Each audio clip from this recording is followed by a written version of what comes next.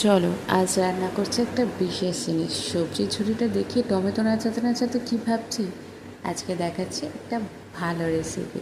অনেকেই প্রথমে করতে এটা ভয় পায়, তবে লাল লাল হওয়ার জন্যই টমেটোটা। এটা হচ্ছে গিলেমেটে প্রত্যেক প্রায়ই খেয়ে থাকে, সেটা তুমি রুটি দিয়ে হোক বা ভাত দিয়ে হোক খেতেই পারো। চলো, এখানে আদা রসুন পেঁয়াজ কাঁচা লঙ্কা একেবারে ঝুড়ি ঝুড়ি করে কুচিয়ে নিয়েছি চপারে, আর কুচিয়ে নিয়েছি হচ্ছে আদাটাকে একেবারে গ্রেট করে নিয়েছি। তারপরে তুমি একটা কড়াই বসিয়ে তার মধ্যে খানিকটা পরিমাণ মতন তেল দিয়ে দাও। এভাবে মাঝখানে এদিকে আমার ছেলে স্যুপ চলে এসছে, থুড়ি থুড়ি থুড়ি। আচ্ছা চলো, তেলের মধ্যে এবার ভেজে নেওয়া হচ্ছে আলুগুলোকে ভাজার পরে ওই নিত্য নতুন আমাদের রং বেরঙের মশলার ডিব্বার থেকে, খাজানার কৌটোর থেকে এবার প্রত্যেকবারে একটা একটা করে শুধুমাত্র মশলা বার করো। একটু জিরে গুঁড়ো, একটু ধনে গুঁড়ো, একটু কাশ্মীরি লঙ্কা গুঁড়ো, একটু হলুদ গুঁড়ো। দাঁড়াও, তোমরা আগে দেখতে থাকো, আমার কথা শুনলেই শুধু হবে না, কারণ গিলেমেটে রান্না করতে অনেকেই ভাবে মাংসের মতো রান্না করলেই হয়ে যায়। যাই হোক, তারপর সেটাকে ভালো করে গুলে আর কড়াইতে ওই যে বললাম লাল লাল ঝাল ঝাল করার জন্য 3টে শুকনো লঙ্কা দিয়ে দাও। তারপরে টমেটো কুচিটাকে দিয়ে একটু চিনি দিয়ে নেবে।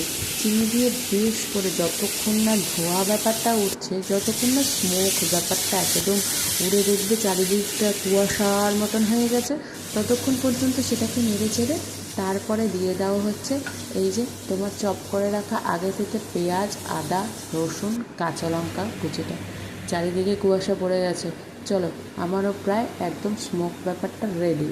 এইবার তার মধ্যে দিয়ে দাও এই যে গুলে রাখা মশলাটা, একদম পাঁচমিশালি মশলাটা, সেটাকে দিয়ে ভালো করে একবারে যতক্ষণ না তেল ছাড়ছে ততক্ষণ কষিয়ে নাও।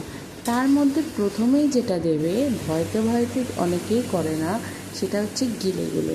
কারণ গিলেগুলো বা এই স্টমাকগুলো যদি তুমি প্রথম থেকে দিয়ে কষাতে থাকো, তাহলে কিন্তু একেবারে ওটাকে কষে রেডি হয়ে যায় আর ওটা অনেকটাই সফট হয়ে যায়। প্রথম থেকে কষাতে থাকবে। আর যে মেটেটা সেটাকে দাও পরে, তাহলে কি হবে, ও গলে যাবে না, একেবারেই তোমার মিশে যাবে। চলো তবে এবার লোভনীয় একেবারে গিলেমেটে রেডি।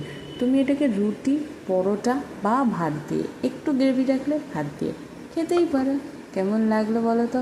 হ্যাঁ, তোমরা সবাই জানো, সেটা আমাকে জানিও তো। আর কীভাবে রান্না করা যায় অন্যদিন আর একটাভাবে রান্না করে দেখাবো। আজকের মতো